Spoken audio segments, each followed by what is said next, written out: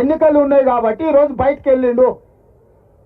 ప్రజలు ఏమంటున్నారంటే బొక్కలో దాచుకున్న ఎలుకకు పొగ పెడితే బయటకు వస్తుంది సార్, ఎన్నికలనే పొగ పెట్టినాం కాబట్టి ఎలుక బయటకు వచ్చిందని ప్రజలు అంటున్నారు. మేమేం అనదలుచుకోలే, నువ్వు ప్రతిపక్ష నాయకుడు చెయ్యి, ఇంకా బాగా తిరుగు, ప్రజలలో ప్రజల సమస్యలు తెలుసుకో, నివేదికలు తీసుకురా, ఇవ్వు ప్రభుత్వానికి. నీ సూచనలు ఏమైనా ప్రజలకు ఉపయోగపడతాయంటే 100% మా ప్రభుత్వం వాటిని స్వీకరిస్తుంది. అంతే తప్ప బరితెగించి 100 రోజుల్లోనే ఈ ప్రభుత్వం విఫలం చెందింది, ఈ ప్రభుత్వం కూలాలే, ఈ ప్రభుత్వం కాలాలే, ఈ ప్రభుత్వం పోవాలి, ఏం శాపలు నడతారు చంద్రశేఖరరావు? నువ్వు 10 ఏళ్ళు ఉన్నావు, మేము ఎప్పుడన్నా అట్లా అన్నామా నిన్ను? అంటే అస్సలు ఆయనకు ఆగుతలేదు, అధికారం పోయింది అని అంటే ఇక ఎట్లనైనా వేసి తొండో మొండో ఎవరి కాళ్ళైనా పట్టుకొని కుర్చీలో కూర్చోవాలనుకుంటున్నావు, అంత ఆశమాశ అనుకుంటున్నావా? అందుకే విద్యుత్ విషయంలో కానీ, సాగునీరు విషయంలో కానీ, రైతు బంధు విషయంలో కానీ, రైతు బీమా విషయంలో కానీ, గిట్టుబాటు ధర విషయంలో కానీ వరి కోతలు మొదలై ఇంకా పూర్తి స్థాయిలో కానేలేదు. అప్పుడే 7,000 పైచీలకు కొనుగోలు కేంద్రాలను ఐకేపీ కేంద్రాలు మేము తెరిచినాం, వాళ్ళు అసలు తెరవనే లేదంటూ. నీలాక క్వింటాల్కు 10 కిలోలు కమిషన్లు కొట్టే విధానం ఉండదు మా దగ్గర. ఎవడన్నా చేసిందంటే తిత్తి తీస్తాం. ఎవడన్నా 10 కిలోలు గిన క్వింటాల్కి గిన కమిషన్లు తాడి పేరు మీద తాలు పేరు మీద ఎవడన్నా కొట్టిండంటే నీలాక కమిషన్ల దందాలు చేయం చంద్రశేఖరరావు.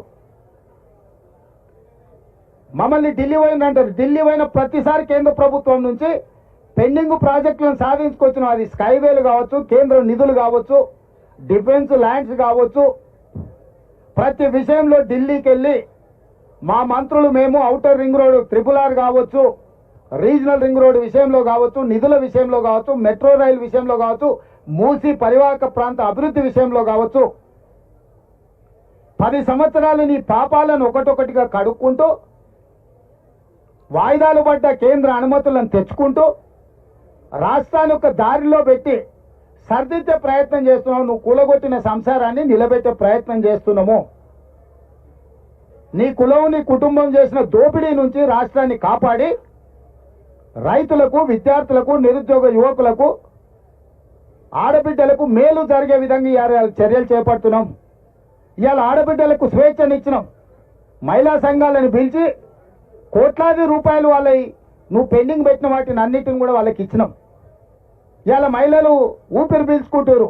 మా అన్న వచ్చిండు, మా ప్రభుత్వం వచ్చింది, మా సోనియా మా ప్రభుత్వం వచ్చింది, మాకు సిలిండర్ వచ్చింది, ఇంటికి ఉచిత కరెంట్ వచ్చింది, మాకు ఆర్టీసీ బస్సులలో ఉచితంగా ప్రయాణం చేస్తున్నాం, మాకు స్వేచ్ఛ వచ్చింది. మా మహిళా సంఘాలు అన్నీ కూడా మళ్ళీ ఊపిరి పోసుకున్నాయి. లక్షాధికారులు కాదు, ప్రతి మహిళా సంఘం కోటీశ్వరులను చేస్తామని ప్రభుత్వం ముందుకు వచ్చిందని వాళ్ళ కళ్ళల్లో సంతోషం ఉంది, ఆనందం ఉంది. అది చూసి నీ కళ్ళల్లో నిప్పులు పోసుకుంటున్నావు చంద్రశేఖరరావు. ఆడబిడ్డలు నా కళ్ళల్లో ఆనందాన్ని చూసి నీ కళ్ళల్లో నిప్పులు పోసుకున్నా, నీ కడుపులో మంటలు రేగినా ప్రజలు నీ పట్ల సానుభూతి చూపియరు. ఎందుకంటే నువ్వు అన్ని పాపాలు చేసినావు. పాపాల భైరవుడు అనే పదం కూడా నీకు చిన్నది. అందుకే పిల్లి శాపనార్థాలకు ఉట్టి తెగిపడదు.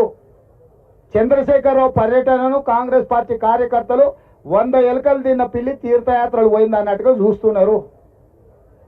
నీ దోపిడీని కప్పిపుచ్చుకోవడానికి ఈ ఎన్నికల్లో నీ ఎంపీ అభ్యర్థులు పారిపోతుంటే దాన్ని అధిగమించడానికి నీకు తెలిసిన టక్కుటమార విద్యలన్నీ ప్రదర్శిస్తున్నావు. ఇవన్నీ కాలం చెల్లిపోయినాయి.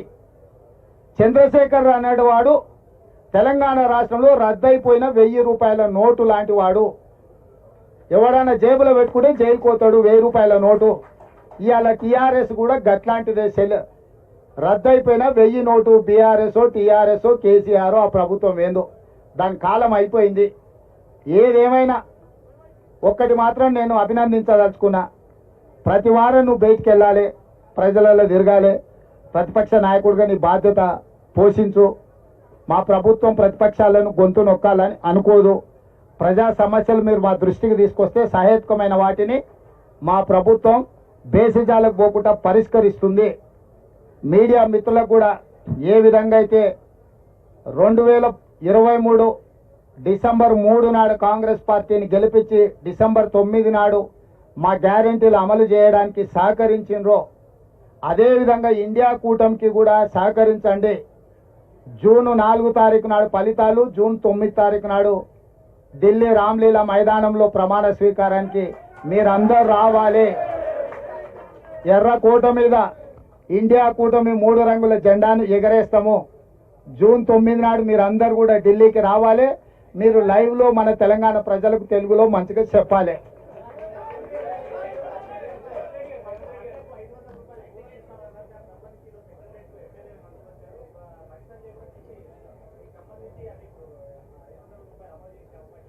ఇప్పుడు జూన్ 4 తారీఖు వరకు ఎన్నికల కోడ్ ఉంది. పరిపాలననే ఎన్నికల అధికారుల చేతుల్లో ఉంది. మెయిన్ సెక్రటేరియట్ పోవాలన్నా అనుమతి తీసుకోవాలి. ఇప్పుడు కొత్త అనుమతులు ఇవ్వడానికి ఏదైనా ఉందా?